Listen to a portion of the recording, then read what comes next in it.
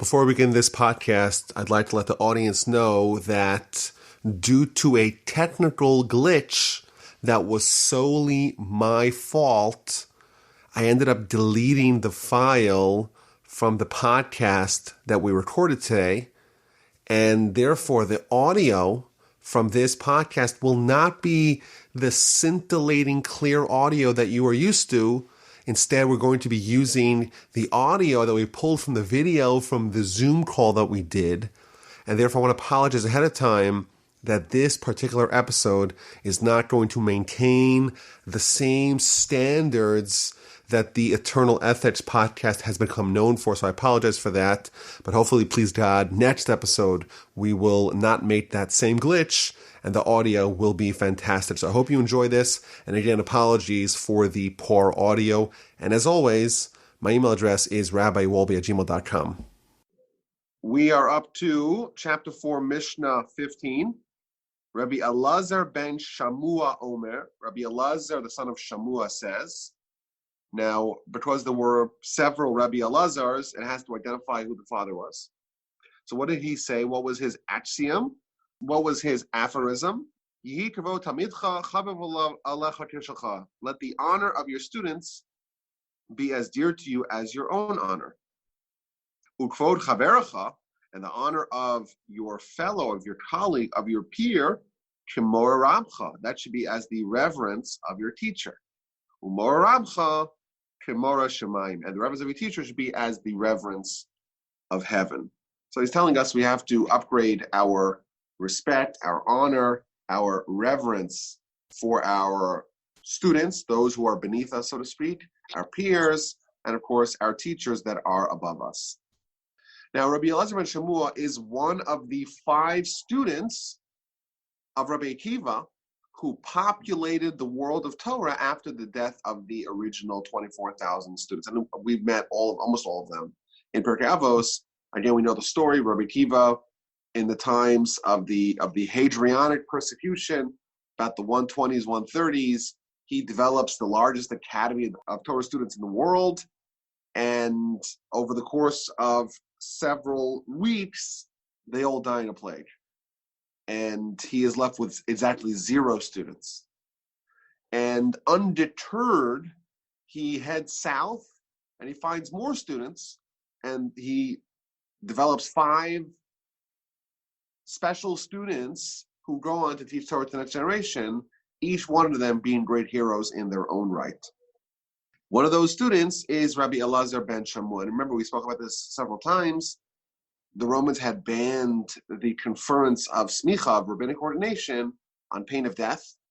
And this one old rabbi ordained 5 students, the same 5 students of Rabbi Akiva, and afterwards he was murdered in a grisly fashion by the Romans. Now, each one of these students became a great sage on their own merit, and there's this remarkable V-shaped recovery wherein you have 24,000 students and they have almost nobody, and you have 5 students, and each one of them developed their own academy and their own students, and eventually Torah is once again beaming throughout the land. And the Talmud tells us an interesting story about how many students he had. This Rabbi Elazar ben Shamua tells us that when people would study Torah by him, he had such a popular lecture, and the study hall was so crowded that every square cubit had 6 students. Now, a cubit is about 2.5 feet, maybe. Depends exactly how long a cubit is. But everyone was just so tightly packed together because maybe they didn't have a big room, maybe they were hiding, I don't know, it's not clear. But there were 6 students in each square cubit. That's how popular it was. And the Talmud also tells us that he was such a great sage and he was such a visionary for his students that many decades after he passed, they were discussing how great of a Torah scholar he was. And one of the rabbis says, well, the earlier generations, their hearts were really open wide to study Torah. And their hearts, in fact, were like the equivalent of the entrance of the temple. In the entrance of the temple, there was this big door, this big entrance hall, and it was 20 feet by 40 feet, 20 cubits by 40 cubits. And that was akin to the heart of the earlier sages. And the later sages, they weren't quite like the entrance hall of the temple. Instead, they were like the doorway of the sanctuary, which was much smaller. It was only 10 cubits by 20 cubits. And ours, this is observing the sages, again, sages of many years ago. Our hearts, how big are they open to absorb Torah? Well, it's the equivalent of the eye of a needle. It's tiny. It's a small little micro hole. That's the only portal through which Torah can enter our heart. And by the way, this is people talking in the 3rd century of the Common Era. And one of the major principles that we have of Jewish history and Jewish philosophy is that the closer you get back to Sinai, the bigger the hearts, the bigger the souls, the more Torah they could absorb. And today, we're talking about so many generations later. Even if we go back 100 years, 200 years, if you look at the scholarship, the rabbinic and Talmudic scholarship of the sages who lived 200 years ago, it's so staggeringly voluminous, and you compare it to what we have today, and we see already a precipitous decline in the acuity, in the Torah greatness from generation to generation, and all the more so when we talk about going back to the sages of the Talmud, and even within the sages of the Talmud, we say, well, the earlier ones are like 20 by 40, and the later ones are like 10 by 20, and it's just an interesting idea that is shared with relative to him, that there is a marked decline in the ability that we have to absorb Torah. Now the Talmud says, okay, who are these early ones and who are these later ones? So it brings various opinions, but regardless, one of the opinions is that Rabbi Elazar ben Shammua was like the early ones. He was part of that earlier generation where people were really receptive to Torah. Now, the Midrash gives a very dramatic story about Rabbi Elazar ben Shammua. It tells that he was once walking along the seashore, and he saw a shipwreck. It was a Roman ship. Maybe it was an army ship, or it was a merchant ship, whatever it was. And there was this very dramatic wave, and the wave just crashes down on the ship, and the ship is capsized, and everyone, or almost everyone, dies. And there is a sole singular survivor that gets swept onto the shore, and he is a Roman, and he is naked, and he's surrounded by all Jews. And he's trying to cover himself up, and he's reaching out, he's calling to all the passerby, help me, help me, help me. And they say to him, Romans, we don't like Romans in these parts. We know what y'all have done for us. We're not interested in helping you. So this exchange is very unpleasant. The Roman's naked, and he is trying to call for help from the passerby. And the Jewish passerby, justly you may argue, they start cursing him. They say, we don't want you here. Get out of here. I'm not helping you. And then Rabbi Elazar ben Shammua walks by, and the Roman tells him, I can see that you're not like them. You're special. You're a very fine, noble person. Maybe you could help me.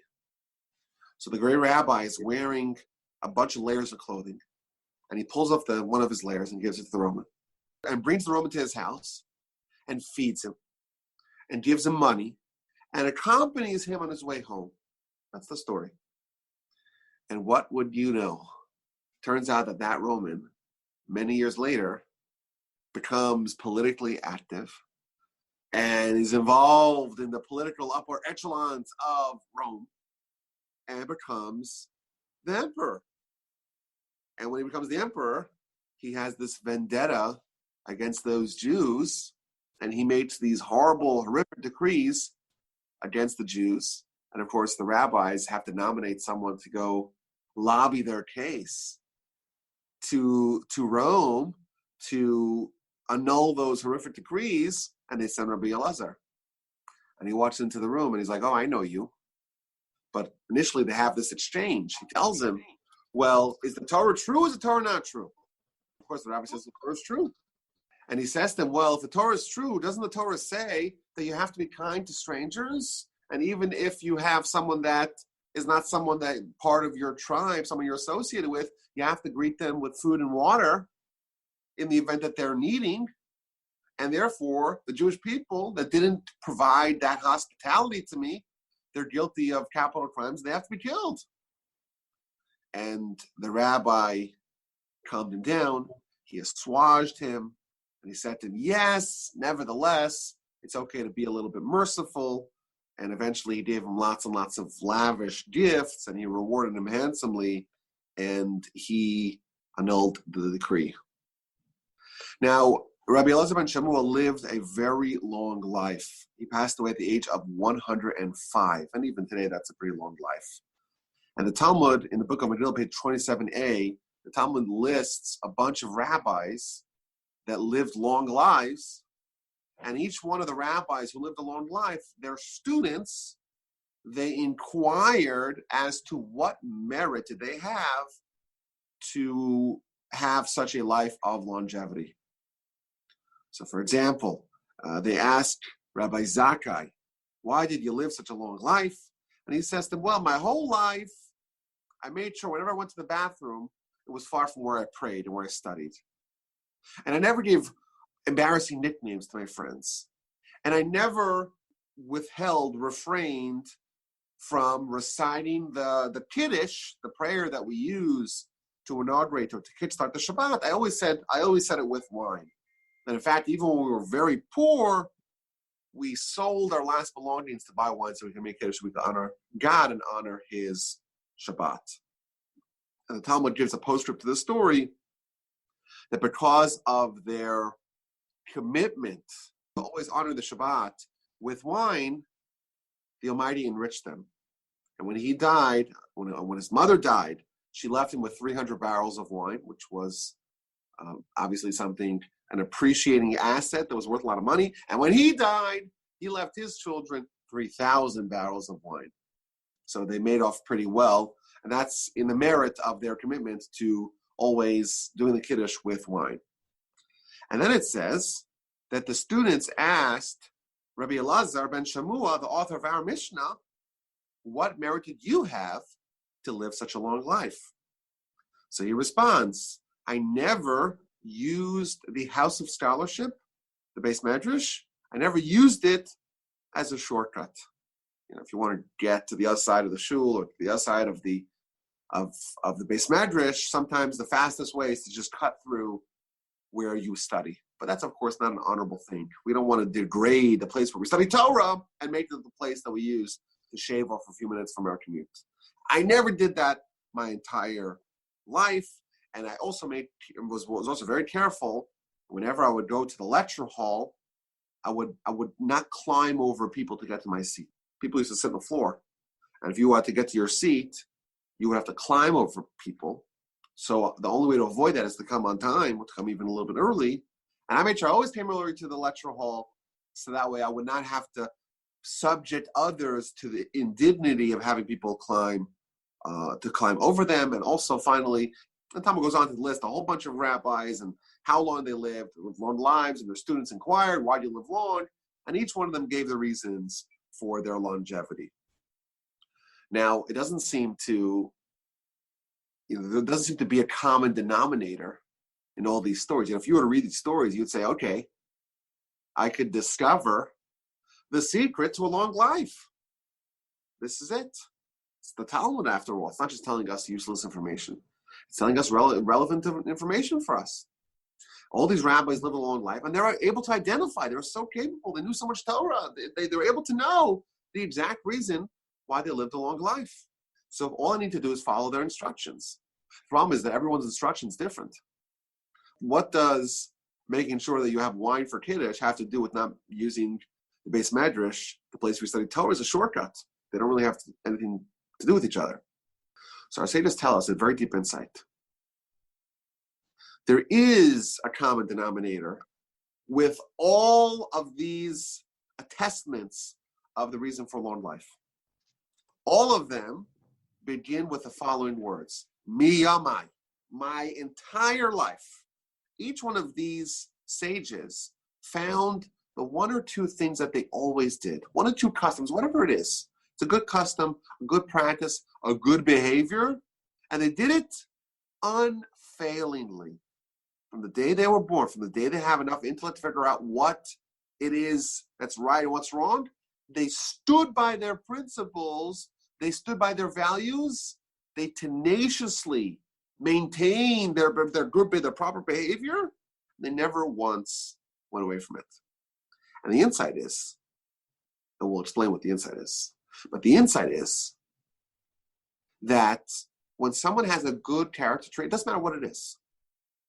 If someone has a good character trait, and they made sure that that becomes something that is non-negotiable, that's something which is such a priority, doesn't matter what it is, in absolute terms. Is it so important to not make the shul, to not make the synagogue, to make the place we study Torah, the study hall, to make a short? Is that the most important thing in the world? Yeah, it's important, but it's not the most important thing in the world. But when someone commits themselves, says, this is my thing, and this is something that I'm going to stand by, and I'm not going to depart from, and I'm not going to negotiate, no matter what, that becomes something that provides them life and vitality. And it's interesting. The Talmud asked the question, why was the temple destroyed? The temple was the most important institution in the Jewish world, and it was around for 400 years plus. And then it was destroyed. And then they rebuilt the second temple, and it too was around for 400 years plus, and it too was destroyed. And the question is, Talmud asked the question, why were these temples destroyed? What merit did we lose when these temples were destroyed? So Talmud tells us the first temple, the reason why it was destroyed is because the Jewish people did the three cardinal sins: idolatry, adultery, and murder.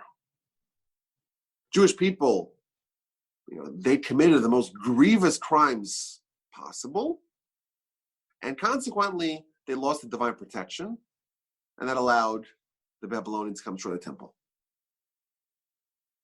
Well, what about the second temple? Talmud tells us the second temple was destroyed because of baseless hatred of one Jew to another Jew. Now, the question is, why specifically, like these particular sins? What's the sin that destroys the temple? You would think if it's the three cardinal sins, well, then that should be needed to destroy the second temple as well. Why is there a disparity between what destroys, what's the kryptonite of the temples, first temple, second temple? So the Maharal, one of the great Jewish philosophers of all time, and of course great Torah sages, he says, and he identifies this principle. He says that the first temple and the second temple were very different. The first temple had the indelible presence of God there at all times. There was tremendous holiness at the base of the temple. That was the essence of the temple. God was there. God's presence dwelled amongst them. There was holiness permeating the entire temple. And therefore, the central characteristic of the Jewish nation at the time was holiness. It was not unity. In fact, for the bulk of the time, the second temple, the Jewish people were very much not united. There was the kingdom of Israel, the northern kingdom of Israel. There was the southern kingdom of Judah, and they were at odds. They were enemies. The Jewish people were separated, were fractured. There wasn't unity. But you know what there was? There was holiness. There was purity. And that is the merit that kept, so to speak, God's presence in the temple. And that was the merit that kept the temple extant. And therefore, once they departed from their particular character, their particular behavior, that was the engine driving the temple being standing, once they lost that, the temple was destroyed. The second temple, there wasn't so much holiness amongst the Jewish people. And in fact, the presence of God was not in the temple as it was in the first temple. But you know what the Jewish people did have? They had unity. And the unity itself, that was the merit that caused the temple to endure. Once the Jewish people start fighting, once they lose the characteristic that contributed to the temple remaining standing, they lost the temple was destroyed. I think this is a very powerful insight. I think it could be very relevant to us as well. Everyone's born with certain character traits, with certain good behaviors, certain bad behaviors. Everyone's a mixed bag. And it's always a dilemma if someone wants to improve themselves, someone wants to perfect themselves. What should they do? Should they focus on reinforcing their strengths, or should they try to plug in the gaps and try to fix the parts of their character repertoire that are imperfect and try to round themselves out? Here we see perhaps an answer. The most important thing is to preserve what you already have. Before you go on a mission of conquest to try to get better and bigger, you have to make sure that you're not going to imperil what you already have. In fact, my grandfather, blessed memory, used to say, everyone is born with one character trait that is absolutely, scintillatingly perfect. And he would note, sometimes you see children that even if they know they're going to get punished, they say the truth. That child is born with a characteristic of truth, with that attribute, perfect. Okay, so suppose you know that. How do you use that knowledge to your advantage? What you do is like this. If someone preserves and maintains and does not negotiate at all, if they preserve and maintain that one characteristic, just clinging to it and not departing from it for a second, that will ensure that they'll have a ripple effect. It will ensure that all the other characteristics will get fixed. The way to fix your characteristics in general is to identify and isolate the one characteristic that you have that's perfect, cling to it, never depart from it, never allow it to lapse, and through that, due to the interdependence of character, through that you'll be assured that all your character traits will be fixed. Fascinating insight. But that, I think, maybe relates to this idea. When you have something that you have that's good, it doesn't matter what it is. You clean it, you maintain it, it's going to give you an enduring life, both in the form of the temple, once you stick to what to what brought you there, to stick to your characteristics that are good, stick to that, and you will endure. And similar to the people, how do you live a long life? All these sages say different things, but the one thing they agree upon, that there was something, whatever it is, it could be minor, something that they stick to and they don't depart from, and they're not willing to negotiate upon. It is totally inflexible, it's immutable, they stick to it, and that is, so to speak, the one thing that can keep them going. So Rabbi Ben Shammua tells us that when we have a student, we have to honor him the way we are. Now, obviously, it's a question. Wait a minute. If I'm the rabbi, I'm the teacher, I'm the superior, and then I have a student, they're the charge, they're the pupil. Why am I elevating them to be on the same level as me? And then it says, well, if I have a peer, if I have a colleague, someone who is on the same level as me, I have to elevate them as well. That I don't treat them like a peer, I treat them like a teacher.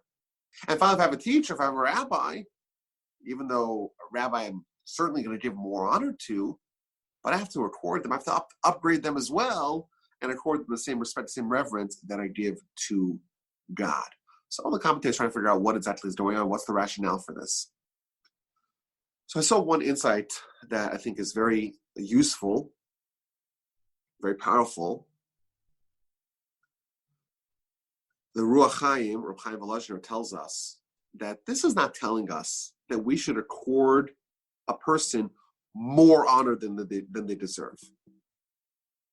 After all, if someone's a student, they deserve less honor than the teacher. The teacher, the peers, deserve less honor than the rabbis, than the people who are superior. So why are we misappropriating honor and giving the students as much honor as the teacher and so on? So he explains, there is a natural tendency for people to underappreciate others. We tend to assume that people are lower than what they really are, which is why we have such a difficult time in judging favorably. We tend to notice the bad in other people. That jumps out at us. And in order to find the good, you really have to seek it out.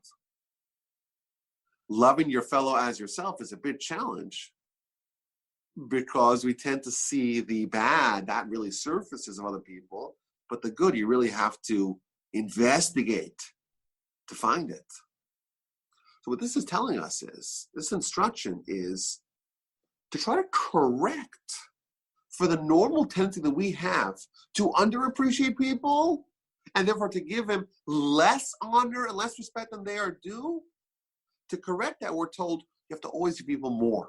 Whenever there's a question of how much honor should I give someone, how much respect should I give someone, always give them more. You know what? Not because you're giving them more honor than they deserve, but most likely you're giving them the correct amount of honor, and you just don't originally assume, you don't realize how much honor they truly deserve.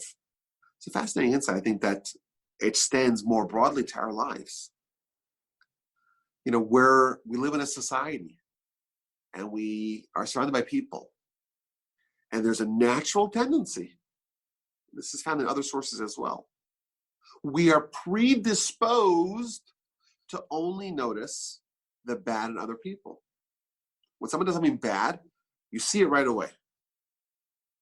When someone has a flare-up of bad character, it's immediately evident to all. But when someone does something noble, when someone does something kind, we tend to not notice it. It's certainly not as visceral as when they do something bad. And therefore, we're being nudged, we're being directed to always accord someone more honor, more respect, even more reverence than they deserve, because in all likelihood, we're underappreciating them. I think there's such an optimistic view on humanity. You know, we've gotten very cynical, just as a society, as things get more polarized and politicized. You know, politics is just everywhere. We've gotten cynical. And this is, I think, is such a heartwarming, optimistic view on people, that everyone really is good and everyone is motivated to be good. And we tend to ascribe to other people when they do something good, that's an aberration. When they do something bad, that's their character. When we just see someone doing something good, we don't necessarily apply upon them a label and say, wow, what a noble, what a kind, what a generous, what a good person. Someone does something bad, conversely, we're very quick to identify them. What a terrible, angry, horrific. We could come up with a lot of bad nicknames for people. That's natural. And we see here even in the Mishnah. And the Mishnah is trying to tell us, open up our eyes. Again, a very optimistic and heartwarming way. Other people are more likely to be better than we assume. And therefore, we have to always be upgrading their honor, because you know what? That's really what they deserve. And the commentators here bring various examples from Scripture of this actually happening. So Moses is the teacher of Joshua. So Moses is the teacher, and Joshua is the student. Yet, in their very first interaction between Moses and Joshua, that appears in the middle of the book of Exodus, the first war that the Jewish people have to undertake is against Amalek. Moshe goes to the top of the mountain, lifts up his hands. He has Aaron on one side, he has Hur on the other side. Whenever he lifts up their hands, they win. Whenever he puts their hands down, they lose. But who's down in the valley? Who's actually engaging in the fight? That's Joshua. And he was nominated by Moshe. But when Moshe nominates him, this is chapter 17 of Exodus, Bechar lanu anashim, select for us people. Go find warriors for us. What Moshe is doing here, he is putting himself on the same level as Joshua. Of course, he's the teacher. He's the superior, but he's elevating Joshua and giving him honor as if it was him. That's on the same level. And then what happens when there's two peers, two colleagues? You have Aaron and Moshe. They're brothers. Aaron's even older. And they're the two leaders of the Jewish people. Yet, when Aaron is lobbying Moshe to pray that their sister Miriam is healed, he calls him Bi Adoni, my master. He's again elevating him one notch higher. And finally, how does Joshua relate to Moses? So this is not teacher to student, student to teacher. This is also in the book of Numbers. We will read it in a couple of weeks. And this is when Moshe nominates 70 sages to become prophets. And then you have two of the prophets that remain in the camp, Eldad and Medad. And then they give prophecy right away, instantly. And they start saying, Moshe is going to die. And Joshua is going to lead the nation into Israel. And there's a big crowd thronging, congregating around these people. And Joshua runs to Moshe and says to him, Adoni, my master, destroy them. These people, they're saying you're going to die. And they're saying, I'm going to lead the people of the nation. What a terrible thing. These people have to be executed. Why would these people need to be executed? The rationale is because Joshua revered his teacher as if he was God, with the same degree. And when someone rebels against God, of course, that's a capital offense. And therefore, in Joshua's eyes, to rebel against Moshe is likewise a capital offense. And of course, Moshe says, no, I wish all the people were prophets. This is a good thing, not a bad thing. So Moshe, of course, doesn't do anything, doesn't punish them at all. But it does show us that Joshua viewed Moshe with the highest esteem and almost on the same level with the same reverence that we have for the Almighty. Now, incidentally, the source of this idea is found in the Talmud, in the book of Psachim, page 22b. It tells of a great sage whose name was Shimon Ha'amsuni, and he would always derive every word of the Torah. There's no extra words in the Torah. And therefore, when it says the word es, and the word es is really hard to translate because there is no English equivalent, but es, or kabed, or et, depends how you pronounce it. Kabed et avicha, honor your father. It could say kabed avicha, but it adds that middle word. It's kind of like a glue word to connect the verb and the noun.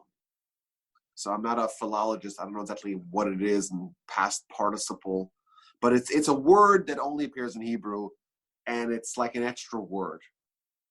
And every time you have this word, it's an extra word, this great sage would derive what the lesson is. And every time, there's hundreds, I don't know, maybe thousands of times in the Torah where it says the word et. And every time he would get to one, he would say, okay, what is this teaching us? What's this extra word teaching us? Until he arrived at one verse. Et, or es. Hashem Elokecha tira. You should fear Hashem your God. What can you possibly add to God? God has no peers. So he's like, oh my goodness, I got a problem. I have no way to add to the honor, to the fear of God. And therefore he said, okay, I'm done. I'm quitting my project. And he announced, just as I got reward for undertaking the project, to begin to try to understand every word of the Torah, I'm also going to get reward for departing from it. And no one really knew how to figure out what this extra word meant until came along Rabbi Akiva and said, this is telling us that the Torah scholars, they, to a certain degree, we should accord them the same honor that we would accord God. And that's, of course, our Mishnah. And Rabbi Elazar ben Shammua, the author of Mishnah, you would imagine he studied that from his teacher, Rabbi Akiva. Now, my favorite source regarding this particular matter is the Mishnah in Bava Metzia, page 33a. It's talking about lost objects. When someone loses an object, or you find a lost object, it's your duty, it's your mitzvah to return it to the original owner. But the Talmud is dealing with the question, suppose you see a lost object and you see another lost object. And you have to choose which one you could save because you can only save one. So imagine you're on a boat and one lost object falls off on this side, one falls off on that side, and you have to jump into one direction and not the other, and you can only save one. So if it's your lost object, then that comes in front of everyone. You have to save your own things before it. That's your responsibility. It's your stuff. It's your possessions, and therefore you have the right to save it before you save anyone else's, your father's, your teachers. But what about if you're on a boating trip with your rabbi and your teacher and your father? And your dad's phone goes one direction, your rabbi's phone goes the other direction, and you can only save one of them. They're too old, too frail, let's say. They can't jump in.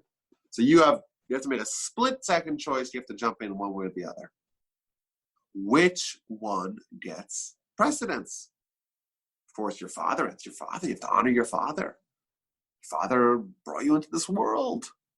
You have to accord a lot of honor with your father. One of the 10 Commandments, you got to honor your parents. But your rabbi teaches you Torah. Says the Mishnah, Avedas Aviv, Avedas Rabo. The lost object of your father and your rabbi, Shel Rabo Kademis. The lost object of your rabbi takes precedence. Why? Because your father brings you to this world.